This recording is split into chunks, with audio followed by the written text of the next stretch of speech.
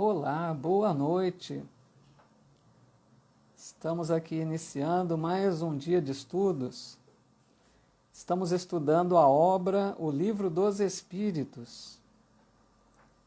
E hoje nós vamos estudar o capítulo 3 da primeira parte do livro, cujo título é Da Criação. Vamos aguardar apenas alguns minutinhos para que mais amigos possam chegar, se conectar aqui com a gente. Sejam muito bem-vindos.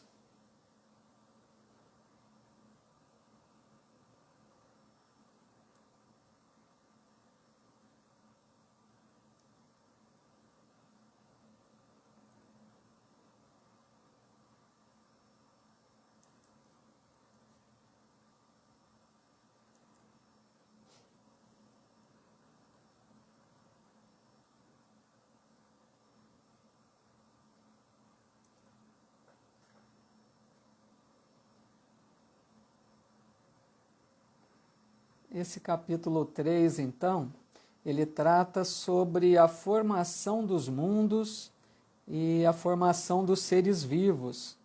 É sobre esse assunto que nós vamos estudar hoje aqui, então, nesse capítulo 3, tá bom? Então, pessoal chegando aqui, vamos ver aqui a Neuza Beleze, já aqui com a gente. Muito boa noite, Neuza, nossa amiga.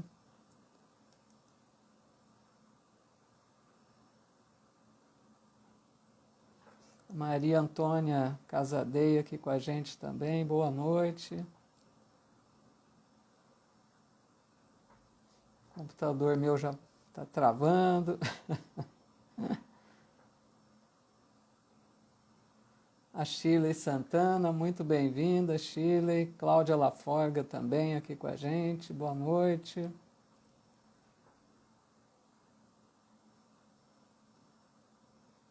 Rogério Sampaio, olá Rogério, boa noite, bem-vindo.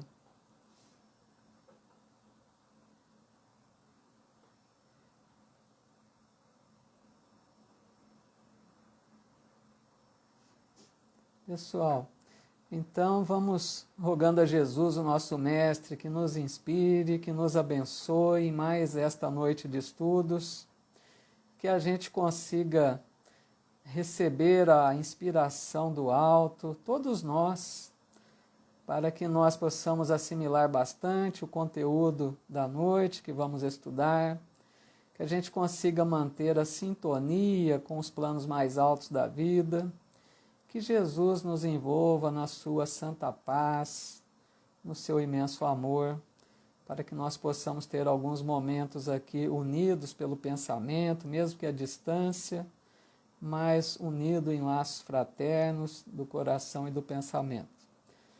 O Antônio Sérgio Beleze aqui também, boa noite, Sérgio. A Célia Lombardo, nossa amiga do Calvário ao Céu, muito bem-vinda. Então vamos lá, pessoal. Nós vamos então, como eu disse, estudar capítulo 3 da criação. Ele fala sobre a formação dos mundos e dos seres vivos. É um estudo que nós estamos realizando, então, todas as quintas-feiras, às 20 horas, por essa página do Facebook, que é da Casa Assistencial Espírita Allan Kardec, da cidade de Bebedouro, São Paulo. Lembrando que nós não estamos lendo todas as questões do livro, nós estamos lendo algumas questões de cada capítulo, e conforme a gente comenta, a gente envolve já assuntos relacionados em outras questões, que fazem sentido àquele assunto, para não ficar lendo muita coisa, né? Então a gente vai ler apenas algumas, e sempre repetimos aqui que fica aberta a possibilidade de perguntas, comentários, se vocês desejarem, tiverem alguma dúvida, puderem nos ajudar com algum comentário, tá bom? Então vamos lá, a Jane Paula de Oliveira também aqui com a gente, a Cláudia Almeida, Fernanda Fernandes também chegou aqui com a gente. Muito bem, pessoal, muito bom.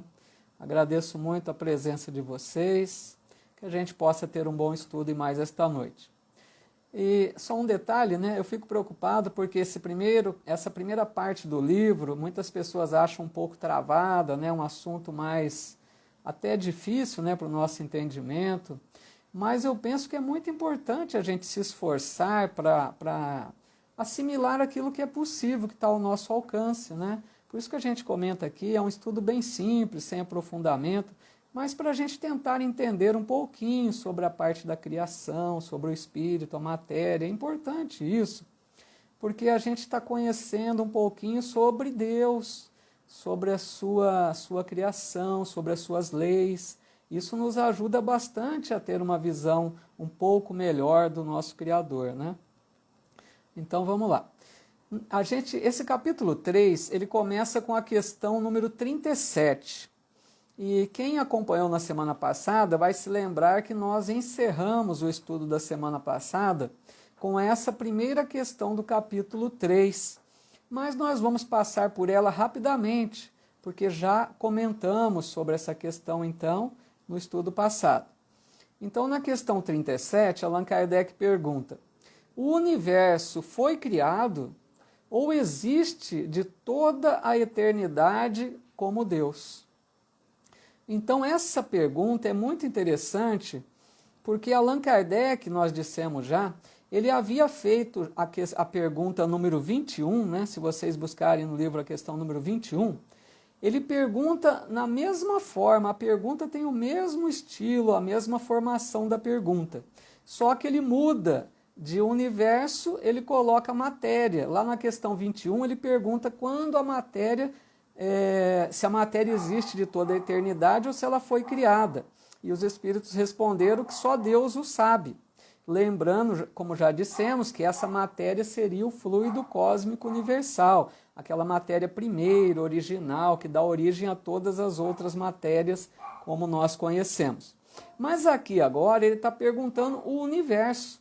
Então ele não está perguntando dessa matéria primeira, ele pergunta do nosso universo. Então o nosso universo foi criado, né? Ou ele existe como Deus desde toda a eternidade? E os espíritos então respondem: é fora de dúvida que ele não pode ter se feito a si mesmo. Se existisse como Deus de toda a eternidade, não seria obra de Deus. Então aqui está bem claro, sem dúvida nenhuma, de que Deus fez o universo em determinado tempo. E isso a própria ciência nos mostra, que o nosso universo, segundo estudos científicos, a ciência chega à conclusão que ele existe já desde há mais ou menos 13,7 bilhões de anos. Então, apesar de ser uma data imensa para a gente imaginar, né, o início desse universo, uma coisa espantosa, né, 13 bilhões de anos, mas é uma data inicial, ele começou aí. Aí a grande pergunta nossa é, se ele existe desse tempo para cá, o que Deus teria feito antes de criar o nosso universo? Essa é a grande pergunta, né? Eu sei que muita gente pode ter achado um tanto quanto estranha a nossa colocação, que já respondemos isso a semana passada, pode ser que nunca pararam para pensar nisso, mas eu falo isso baseado em estudos de outros estudiosos importantes, conhecedores da doutrina, como Cosme Massi, o próprio Simão Pedro de Lima, o Haroldo Dutra, vários estudiosos aí da doutrina. Então, a gente vai chegando à conclusão de que se Deus criou o universo nessa data, e como já sabemos que Deus nunca ficou ocioso, então o que ele teria feito antes? Então nós, pela lógica, nós chegamos à conclusão que ele teria feito outro universo, que não existiu apenas o nosso universo que nós conhecemos hoje, porque a matéria tem um prazo de vida, mesmo que seja muito longo, de bilhões e bilhões de anos, um dia essa matéria se decompõe, tem o seu fim, né? Então o nosso universo um dia vai se extinguir também. E isso é lógico, depois de muitos bilhões de anos. Mas como Deus é eterno de início, né, vamos dizer assim, porque é difícil até colocar a eternidade de início, não dá para imaginar datas muito antigas, muito distantes, né? Então a ideia é essa, de que Deus já teria criado outros universos. E esse não é o primeiro universo. Sei que é algo complexo, mas é essa conclusão que a gente vai chegando aí com essas respostas, com esses estudos que a gente tem da doutrina. Bom, essa questão, como já tínhamos analisado, se alguém quiser perguntar algo, sei que é algo complexo, quiser comentar ou perguntar, pode registrar aí, a gente vai seguindo e vamos acompanhando aqui. Se tiver alguma pergunta, a gente tenta responder. Enquanto isso, a gente vai abordando a próxima questão e, se precisar, a gente retorna aqui então. Tudo bem? Bom, aí na questão 38, pergunta então Allan Kardec: como criou Deus o universo? Olha, cada pergunta fez Allan Kardec, né? Interessante, inteligente. Aqui ele estava pedindo detalhes, então, da criação. Como que teria surgido o universo? Como que Deus teria criado, né? E a resposta dos espíritos, ela não vai ser específica, não vai dar detalhes de como Deus criou. Eles respondem assim: para me servir de uma expressão corrente, direi, pela sua vontade. Nada caracteriza melhor essa vontade onipotente do que estas belas palavras da Gênese. Deus disse, faça-se a luz, e a luz foi feita. Então, olha que a resposta dos espíritos ela não é explícita em dar detalhes de como aconteceu a criação. E tem uma orientação bem importante a esse respeito. Por que os espíritos não dão detalhes? Eles não poderiam? Aí, Allan Kardec, nós estudando as obras em conjunto, né, a gente vai achar no Livro dos Médiuns uma informação muito importante a esse respeito. Que Allan Kardec interroga os espíritos e chega à conclusão de que os espíritos não interferem na nossa ciência. Eles não revelam nada para a gente sobre a parte da matéria. Eles não vão fazer descobertas científicas para o ser humano. Isso fica por conta dos homens de gênio. Então, os espíritos não antecipam revelações nesse sentido.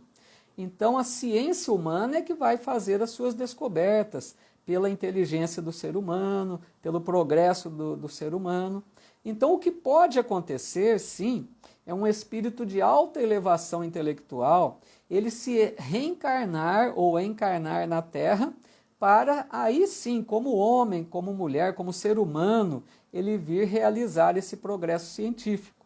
Mas não que os espíritos desencarnados vão ditar para nós fórmulas, vão dar para nós prontas as descobertas, vão fazer pesquisas científicas avançarem. Não, isso eles não vão fazer.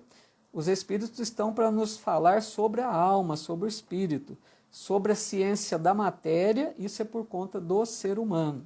Então fica bem claro que eles não revelam como Deus criou o universo. Eles só dizem, numa questão à frente, que os mundos se formam pela condensação da matéria disseminada pelo espaço. É a única coisa que eles dizem aí que a gente poderia ter de uma informação. O que a gente pode mais saber a esse respeito é de acordo então com a ciência humana.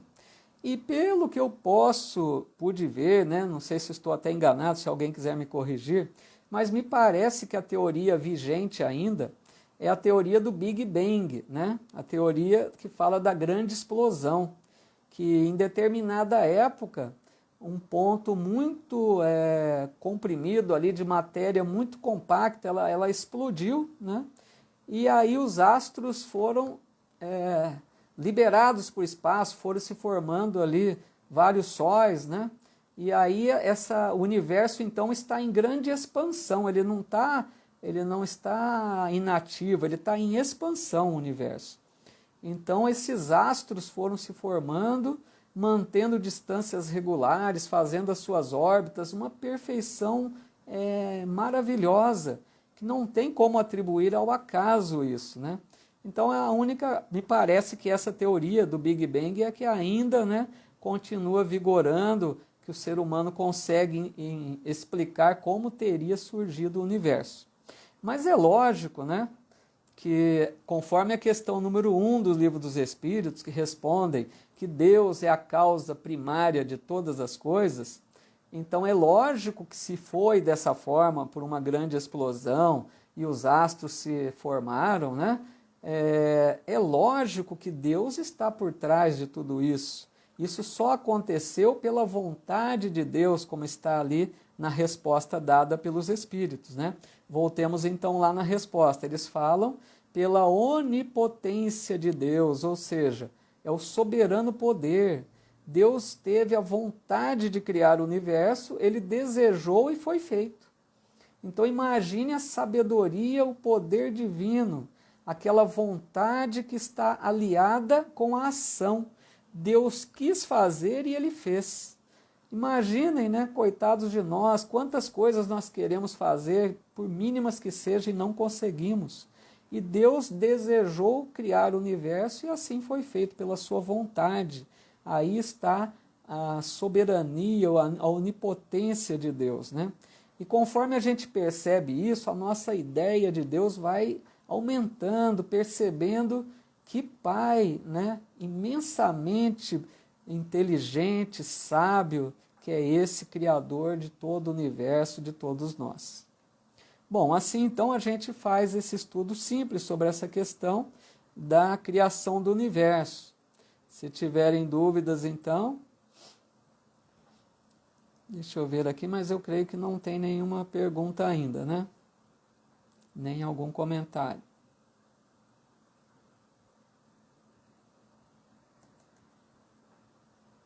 Nós vamos avançar mais um pouquinho, então. Meu computador tem hora que dá umas travadinhas aqui, está na hora de trocar já.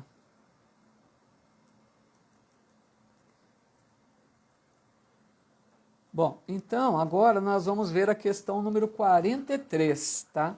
Como eu disse, então, não estamos lendo todas. Na questão 43, Allan Kardec pergunta assim: quando começou a Terra a ser povoada? E a resposta dos Espíritos, então, olha que interessante, né? No começo, tudo era caos. Os elementos estavam em confusão. Pouco a pouco, cada coisa tomou seu lugar. Apareceram então os seres vivos apropriados ao estado do globo. Então, gente, quando nós estudamos, né, pela ciência nossa, quando a gente lê um pouquinho a esse respeito, no início da formação da Terra, a gente fica sabendo que quando eles dizem aqui que era o caos, é lógico, porque a Terra se desprendeu do Sol. No início ela era uma bola de fogo. Imagina as temperaturas que faziam parte aqui do planeta Terra. Era uma bola incandescente, né? Temperaturas elevadíssimas aqui. Tudo estava em confusão, não tinha a mínima condição de vida na Terra. É por isso que eles dizem aqui, era o caos, né? Os elementos estavam em confusão. Aí eles dizem que pouco a pouco cada coisa tomou seu lugar. Quando eles falam pouco a pouco, isso aqui representa um intervalo de milhões e milhões de anos. Para a gente ver que não foi uma coisa mágica, como muita gente às vezes pensa, né? Na Bíblia, no lado figurado, quando diz que Deus criou o mundo em 6 dias, né? E no 7º ele descansou, nós precisamos ver que isso é uma linguagem simbólica. Esses dias que a Bíblia nos fala são longos períodos de milhões e milhões de anos. Então não são 6 dias de 24 horas. Então a Terra, durante um longo período de milhões de anos, ela foi se resfriando para que ela tivesse uma condição melhor para começar a se pensar em vida na Terra. Então não tinha nenhum ser vivo. E isso foi decorrendo muito tempo. Aí diz lá então que depois de muito tempo apareceram os seres vivos apropriados ao estado do globo. É lógico que nós vamos imaginar que esses seres vivos que apareceram primeiramente não foi jamais o ser humano, né? Esses seres foram aqueles primeiros seres que surgiram na Terra. Quais foram? André Luiz nos fala no livro Evolução em Dois Mundos, que é excelente, um livro muito difícil, mas excelente para a gente tentar ver o que dá para compreender de lá, né? Então ele fala que os primeiros seres foram as bactérias, as algas, os seres unicelulares que surgiram ali nas águas dos oceanos. Então os primeiros seres vivos foram esses nas águas dos oceanos. Então o ser humano iria demorar muito tempo para surgir no planeta Terra. Então essa é a questão 43. Nós vamos agora para 44, que tem bastante a ver com essa questão 43. Pessoal, se tiver complicado, alguma dúvida, pode perguntar, pode questionar, tá bom? Na questão 44, que tem a ver com essa, ele pergunta assim: de onde vieram para a Terra os seres vivos? Olha, veja que interessante, porque se a Terra não tinha vida nenhuma, de onde iria surgir os seres vivos na Terra, né? Porque nós sabemos que os seres surgem hoje pela reprodução. Mas se na época não tinha nenhum ser vivo, de onde eles surgiriam, né? Por isso Kardec pergunta, de onde vieram para a Terra os seres vivos? E os espíritos dão então a seguinte resposta: a Terra lhes continha os germens, que aguardavam um momento favorável para se desenvolverem. Então fixem bem essa palavra germens. A Terra continha os germens. Depois eles continuam: os princípios orgânicos se congregaram desde que cessou a atuação da força que os mantinha afastados e formaram os germens de todos os seres vivos. Então, quando terminou o caos, né, aquelas temperaturas descontroladas, quando se formou a crosta terrestre, quando as águas que já existiam tomaram seu lugar, se formaram, né, mais ou menos a estrutura do planeta, quando então estava em condição propícia, esses princípios orgânicos se congregaram, se juntaram para formar esses germens então. E aí diz que esses germens permaneceram em estado latente de inércia, como a crisálida e as sementes das plantas, até o momento propício ao surto de cada espécie. Os seres de cada uma destas se reuniram, então se multiplicaram. Só que aqui, veja bem, os espíritos estão respondendo de uma forma genérica, bem ampla. Não estão considerando aqui os espaços de milhões e milhões de anos, né? Então, quando a gente lê rapidamente essa questão, a gente pode ser induzido a pensar que todos os seres surgiram desses germes, que até o ser humano surgiu desses germes. O que seria surgir a partir de um elemento orgânico? Seria a chamada geração espontânea. Na época de Kardec, haviam aqueles que defendiam a geração espontânea e os que defendiam a evolução das espécies, que já era a teoria de Darwin desde a época de Kardec, né? Então, aí como entender então essa questão?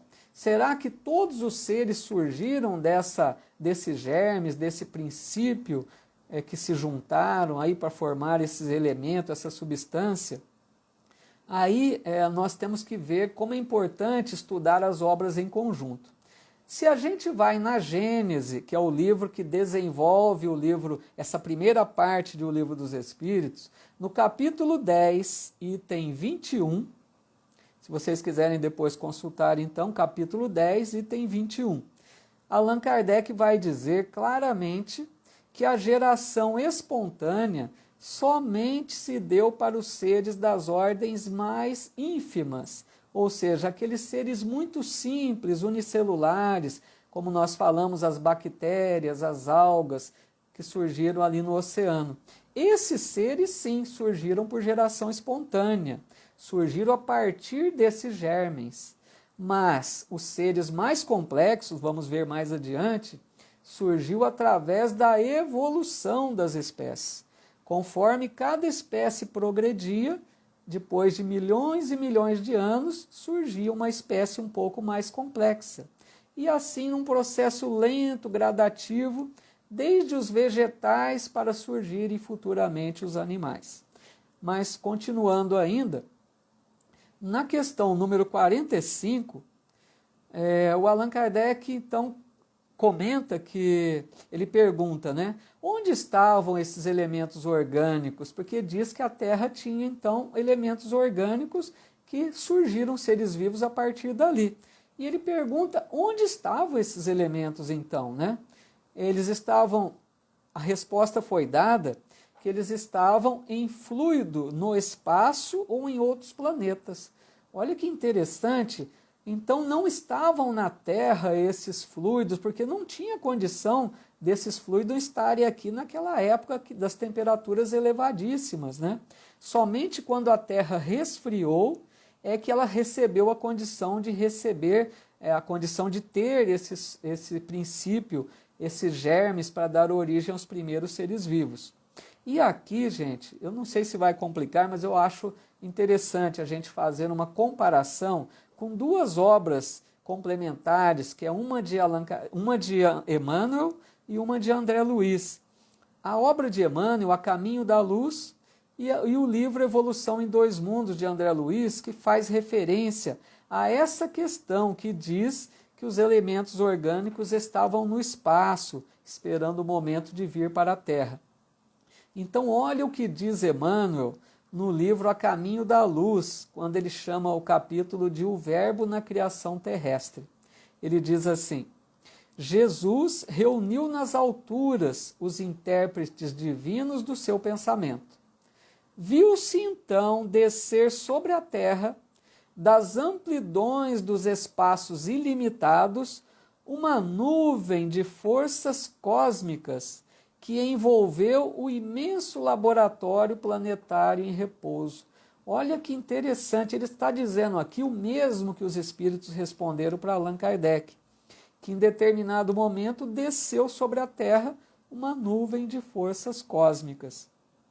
E aí ele continua: daí a algum tempo, na crosta solidificada, né, do solo da Terra, como também no fundo dos oceanos, podia-se observar a existência de um elemento viscoso que cobria toda a Terra.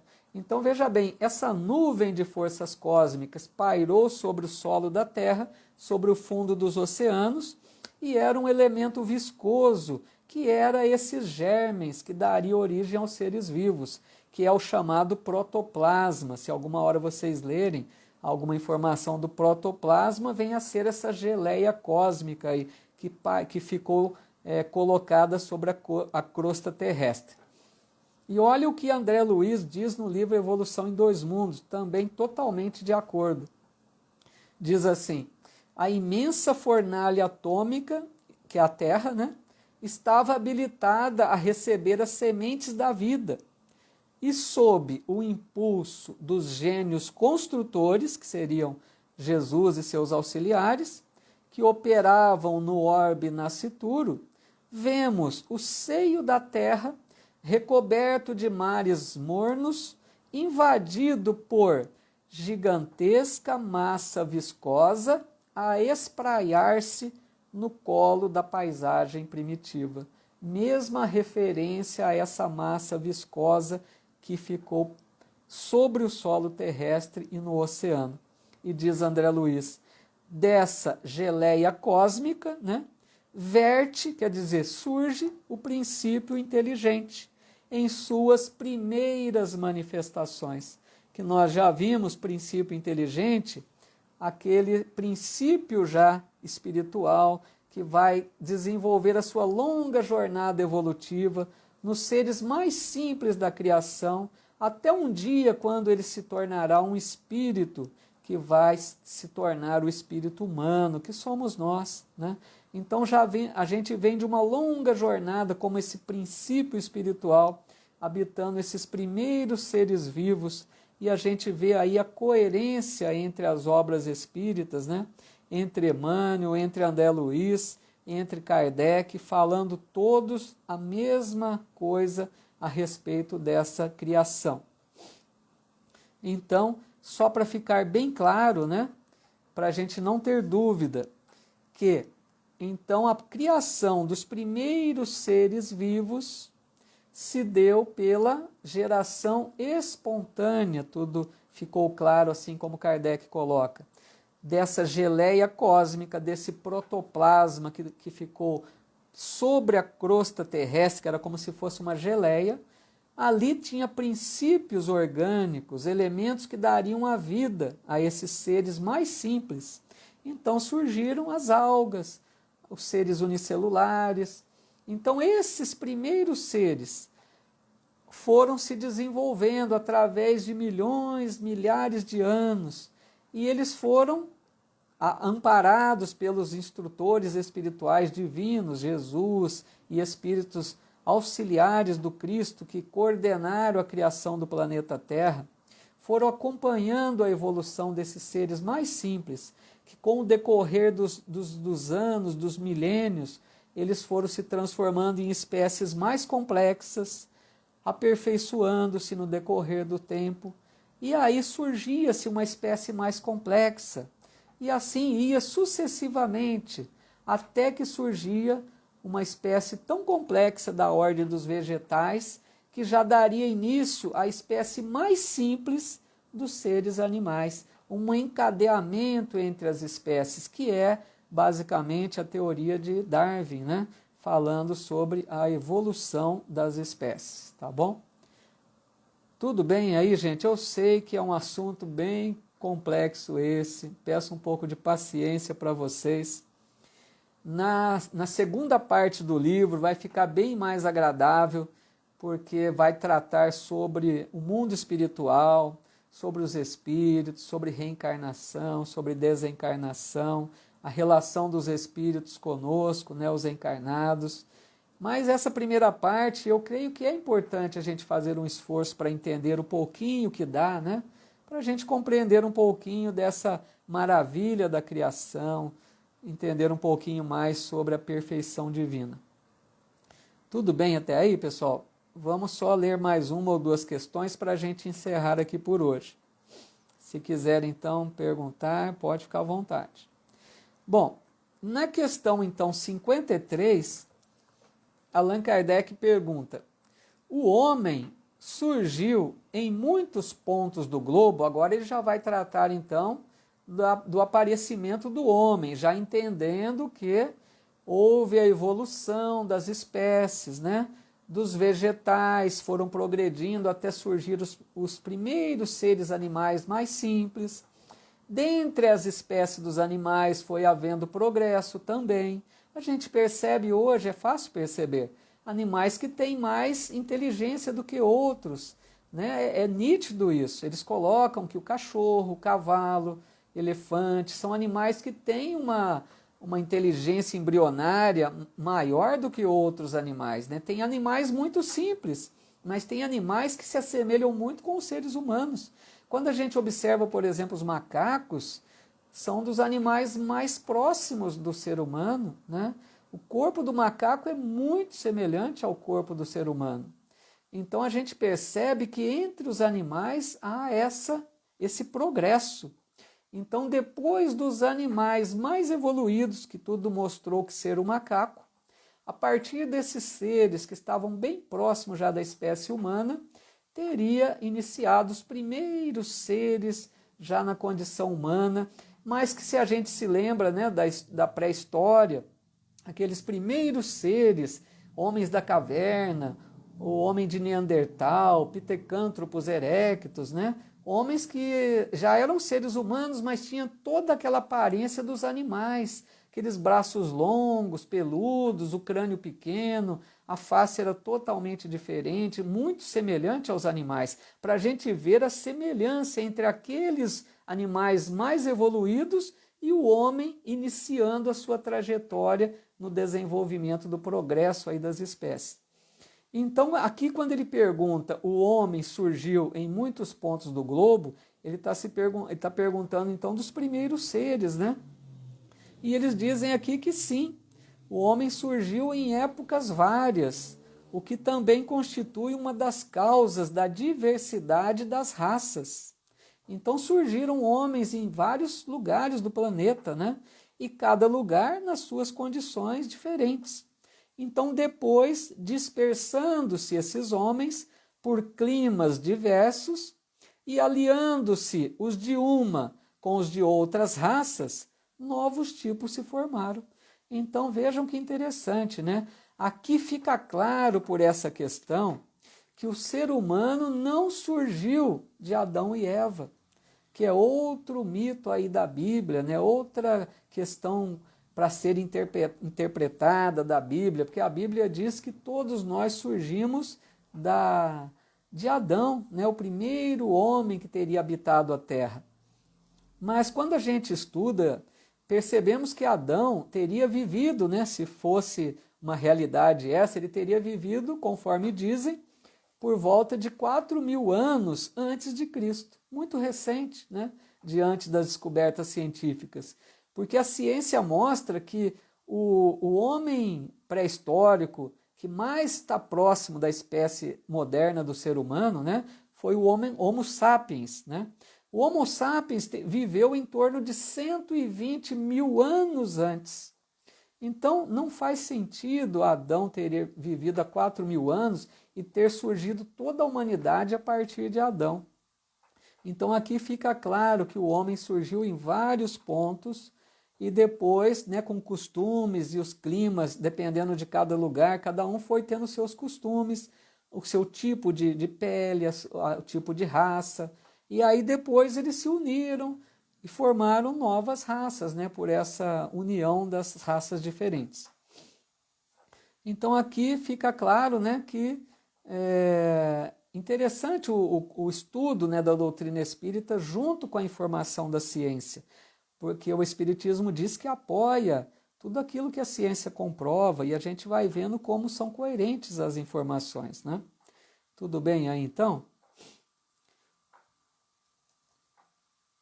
Deixa eu ver aqui se tem alguma...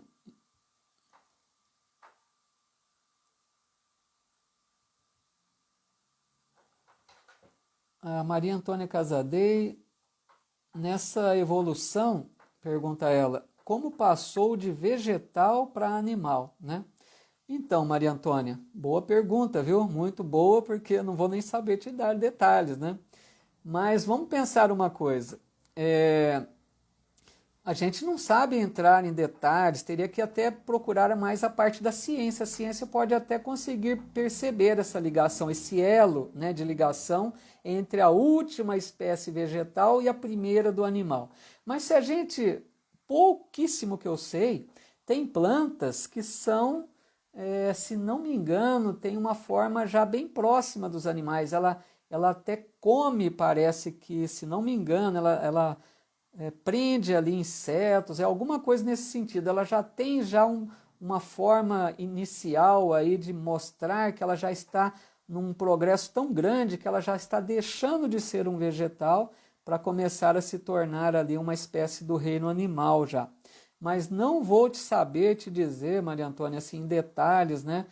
Seria mais até uma parte da ciência, poderia até se fazer uma pesquisa nesse sentido, para ver o elo de ligação entre o vegetal e o animal, que vai haver aí uma explicação para isso. A Celinha, nossa amiga aí, dando uma força aí, né, Célia? Dizendo que a maneira de explicar está deixando tudo simples, apesar do assunto ser complexo. Agradeço, Célia, obrigado pela força aí. Sei que é difícil o assunto aqui, né? E fico feliz, então, se posso estar sendo claro de alguma maneira, né? Bom, Maria Antônia, me perdoe não saber te dar detalhes aí, mas creio que se você pesquisar, ou se mais algum amigo aí quiser pesquisar, vai perceber que existe sim uma ligação, sim, uma coerência aí entre um e outro, né? Porque a gente percebe que mesmo as plantas, elas mostram uma evolução, né? A gente vê plantas aí que são diferentes de outras muito mais simples. Por exemplo, quando a gente vê um exemplo, o girassol, me parece que ele acompanha o movimento do sol, né? Não é uma planta tão simples essa. E assim outras, né? Quem conhece mais aí sobre as plantas, né? A Fernanda, nossa amiga também, Fernanda Fernandes, vamos ver o que ela diz aqui. Paulinho, então Adão e Eva não existiu, porque está na Bíblia, né? Porque está na Bíblia? Será que tem alguma metáfora nessa parte de Adão e Eva?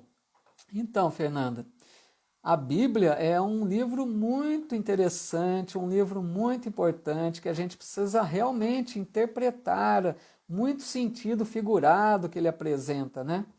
Então, essa questão de Adão e Eva tem um lado, sim, viu, Fernando? Tem um lado muito interessante, que é um simbolismo que eu nem sei se... Vamos falar um pouquinho só, porque senão teria que estender um pouco mais. Mas se a gente se lembra, né, quem gosta de estudar aí doutrina espírita, quem já leu o livro Exilados de Capela, que fala sobre uma grande transição, um exílio de espíritos, né, rebeldes do planeta Capela que estava progredindo, e esses espíritos não estavam conseguindo acompanhar o progresso do espírito do planeta lá da estrela Capela, e eles foram então trazidos para a Terra em exílio. Por isso que o livro chama Exilados de Capela. Vieram para a Terra, porque a Terra era um planeta ainda primitivo. Vieram aqui para continuar o seu progresso espiritual. Não estavam acompanhando o planeta lá de Capela. Então, vejam só que interessante. Esses seres que vieram para cá, mesmo que eles estavam encarnados em outros corpos, né, corpos rudimentares aqui dos seres terrestres da época, né, eles tinham aquela vaga intuição de que já haviam habitado um lugar muito maravilhoso em comparação com aquele mundo primitivo que eles estavam agora, porque a Terra era um mundo primitivo, não tinha todas essas comodidades que temos hoje.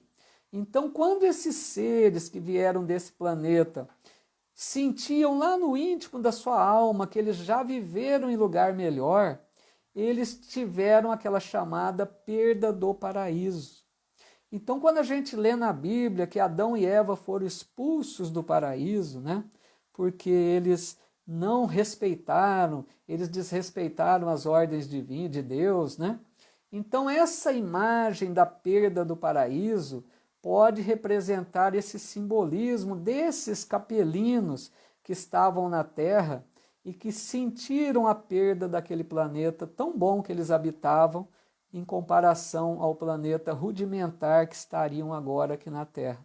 Mais uma ideia assim muito simples, Fernando, mas a ideia que são, ou então, diz Allan Kardec também no Livro dos Espíritos, né, que poderia se representar algum sobrevivente de algum cataclismo, daquelas grandes revoluções que ocorreram no planeta, né? Então aí ficam algumas ideias, mas eu acho muito interessante esse simbolismo que é colocado a respeito dos capelinos, né? A nossa amiga Lana Silva de Jesus, que também acompanha sempre, está sempre aí participando, agradeço você, Lana. Vamos ver, ela também diz alguma coisa aqui. Li esse livro maravilhoso, elucida muitas coisas que a Bíblia diz. Indico Exilados de Capela, principalmente no que se refere ao Egito. Fiquem com Deus. Legal, Lana, muito obrigado. Confirmando aí essa sugestão de leitura que é muito boa, muito importante a gente conhecer, né? Obrigado pela participação aí. Obrigado, Celinha, também. Vamos então, pessoal, só concluir esse capítulo. Não, eu não vou concluir não, porque acho que não vai dar tempo. Vamos deixar pendente uma questão só para a gente ver na próxima semana, então, que é a questão de número 55, porque senão, se eu for abordá-la agora, a gente vai ter que passar por ela rapidamente e a gente pode perder alguma coisa aí que seria importante, tá bom? Então a gente vai ficando por aqui. Na próxima semana nós vamos estudar o capítulo 4, então, que é o capítulo que fala sobre o princípio vital, sobre os seres orgânicos e inorgânicos, fala sobre a inteligência e o instinto. E aí, na semana que vem, a gente deve então concluir esse estudo dessa primeira parte do livro, que é essa parte mais densa mesmo, né? Muito assim complexa, né? Que é a parte mais do aspecto científico da doutrina. E aí, então, na outra semana, daqui 15 dias, a gente iniciaria, então, sobre o estudo do mundo espiritual, que aí é bem interessante, bem mais gostoso. falando sobre os espíritos, né? Sobre toda essa questão do mundo espiritual. Tudo bem então, pessoal? A gente vai ficando por aqui. Agradeço a companhia de vocês, a participação. A Zene Carone aí também com a gente, a Lauri Moreno Rufo, muitos amigos que foram chegando aqui também. Aqui, deixa eu ver mais. A Hilda Mesquita também esteve aqui, Nazaré Silva, muito legal. Tony Sueli Pedrosa. A Henriette, que legal. A Bianca. Maria das Graças Araújo Lima, boa noite.